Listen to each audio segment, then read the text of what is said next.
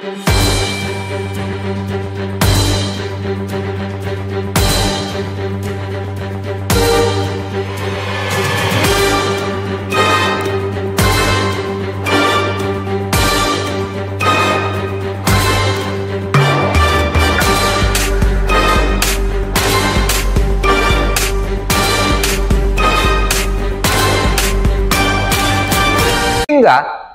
lebih sulit menurut saya untuk menjalankan gerakan buruh secara tradisional saat ini, saat reformasi ini, jika hanya kita konsep lobby aksi.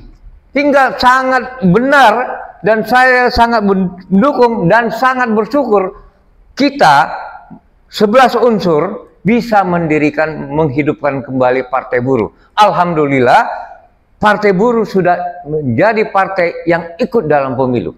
Tinggal kita bagaimana memenangkan dua hal. Satu, memenangkan kuota dalam arti kata jumlah pemilih Partai Buruh yang katanya di atas 6 juta.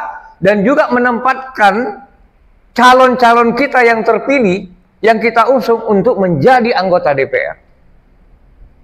Kita harus bertekad untuk itu. Siapapun menjadi calon yang kita pilih, harus kita dukung.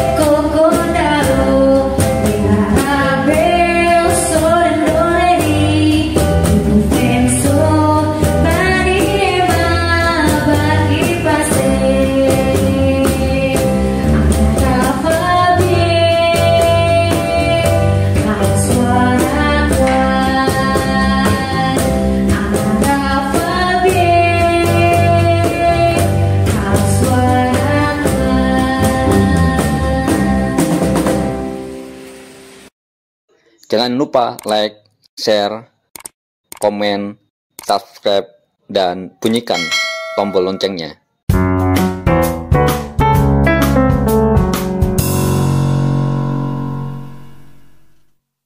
Perkenalkan, nama saya Muhammad Syawal Harahap, berasal dari Sumatera Utara, dan saya kecil bersekolah dari SD, SMP, itu di sebuah kota kecil di pantai barat Sumatera Utara, dan remajanya saya menjalani hidup di kota Medan.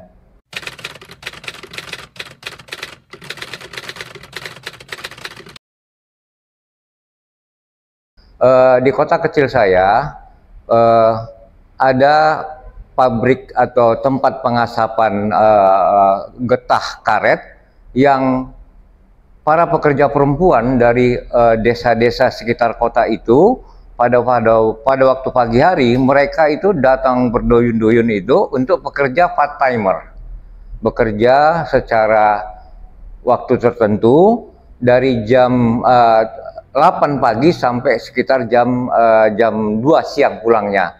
Pekerjaan mereka kaum perempuan itu adalah untuk menggunting ya getah karet, bal-balan getah karet yang memang sudah dibuat sedemikian rupa sebelum dibuat tipis-tipis, sebelum itu diangin-anginkan, dijemur, diangin-anginkan agar nanti dijual tentunya ke pabrik yang lain. Itulah kesan saya yang pertama tentang buruh perempuan. Kemudian yang kedua yang sangat terkesan dalam hidup saya semasa remaja tentang buruh adalah buruh perkebunan.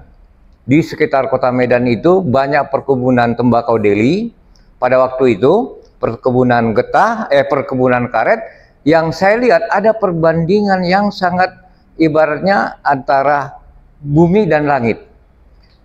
Saya melihat pada waktu itu rumah dari buru-buru perkebunan itu ada di semacam barak yang memanjang, yang mereka disekat-sekat. Disitulah mereka tinggal itu berdempet-dempet sedemikian rupa, dan fasilitas yang dengan minim sekali. Dan ini berbanding terbalik dengan apa yang dirasakan, fasilitas apa yang didapatkan oleh para asisten kebun, pimpinan kebun perkebunan itu yang dinamakan anemer dan asisten kebun, yang mereka mempunyai rumah yang sangat luas dengan taman yang sangat luas, dan itu juga dipekerjakan itu untuk mengurus taman yang luas itu. Jadi berbanding terbalik dengan apa yang didapatkan oleh kawan-kawan atau para buruh perkebunan yang tadi saya sampaikan. Itu kesan pertama saya tentang buruh.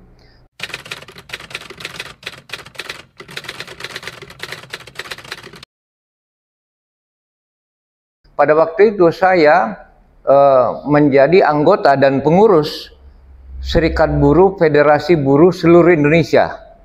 Pada tahun 80-an, awal 80-an, itu pada waktu itu adalah Federasi Buruh Seluruh Indonesia, FBSI, yang didirikan kembali setelah dibekukan setelah G30S.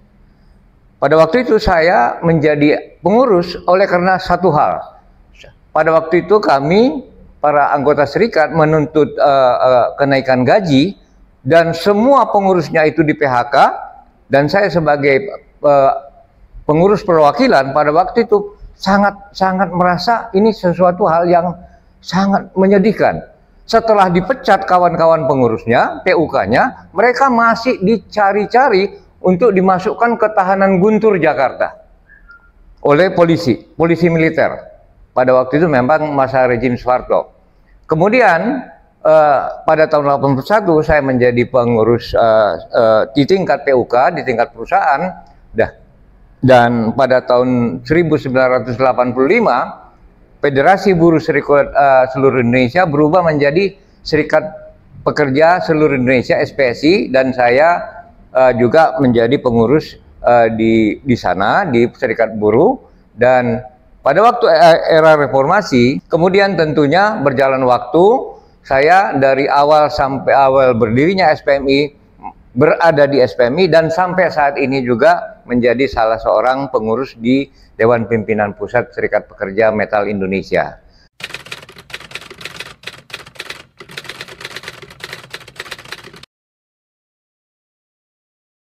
Saya sebagai bagian dari tentunya generasi yang merasakan awal-awal dari rezim Orde Baru.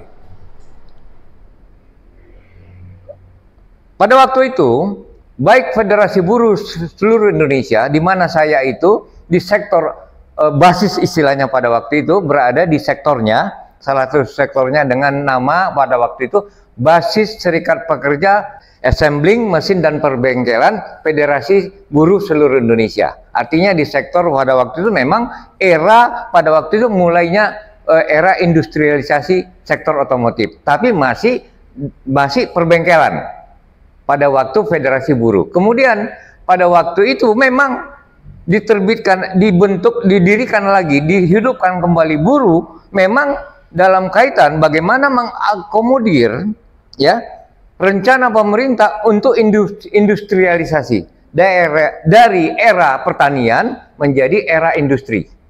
Tentunya industri membutuhkan buruh pabrik.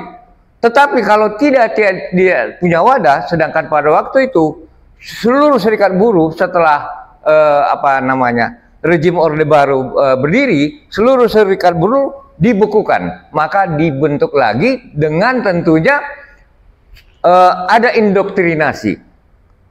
Apa itu? Pertama, kita berserikat tidak boleh berpolitik. Anda berjuang saja ya terhadap kepentingan anggota Anda, dan itu akan diakomodir oleh pemerintah, dan dominasi pemerintah sangat kuat, lebih kuat dari dominasi pengusaha. Pengusaha pada waktu itu tunduk kepada pemerintah rezim Orde Baru. Tetapi kita serikat buruh pada waktu itu kita katakan, tapi kita bisa berjuang hanya di tingkat perusahaan dan tidak bisa berpolitik. Serikat buruh tidak bisa berpolitik. hanya berjuang untuk memperjuangkan ya kepentingan dari anggota di tingkat perusahaan dan tidak boleh mogok. Sekali mogok seperti yang saya sampaikan tadi, kawan-kawan saya 17 orang dicari-cari, sudah dipecat dari perusahaan, dicari-cari oleh Intel, kemudian ada beberapa orang yang terlanjur ditangkap, dimasukkan ke tahanan Guntur. Tahanan Guntur di Jakarta itu di Manggarai adalah tahanan militer. Artinya apa? Pada waktu itu memang serikat buruh itu hanya diperbolehkan oleh pemerintah satu serikat buruh. Itu yang namanya semula adalah Federasi Buruh Seluruh Indonesia, yang pada waktu Kongres pertama, ya, pada waktu itu tahun 1985 berubah menjadi Serikat Pekerja Seluruh Indonesia, yang kemudian berkembang lagi berubah menjadi Konfederasi Serikat Pekerja Seluruh Indonesia, terbagi atas sektor-sektor. Sektor lapangan usaha, kira-kira begitu.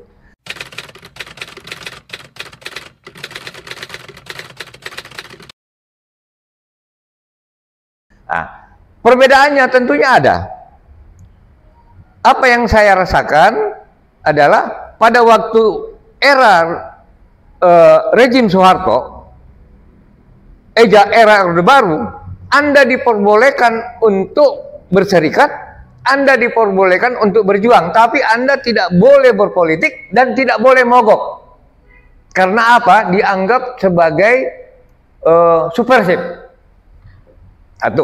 Tetapi pada dasarnya beberapa, walaupun tidak seluruhnya, beberapa kepentingan pekerja itu diakomodir, dipaksakan oleh pemerintah untuk diakui oleh pengusaha.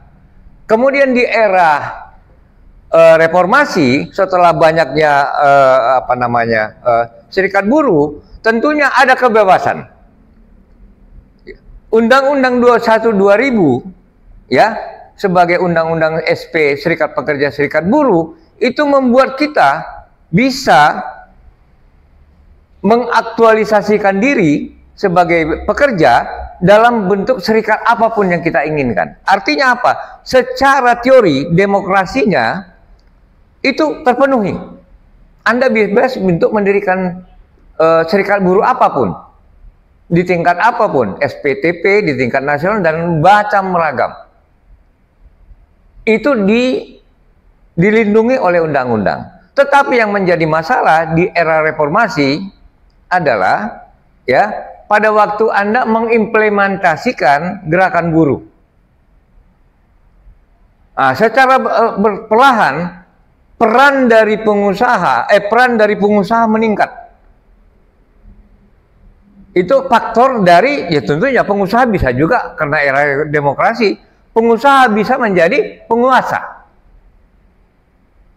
Banyak pengusaha, hampir semua penguasa, bupati, wali kota, gubernur, tentunya melalui partai, tapi rata-rata mereka pengusaha. Hingga pada waktu mereka berkuasa menjalankan tugas-tugas negara, mereka lebih berpihak kepada pengusaha.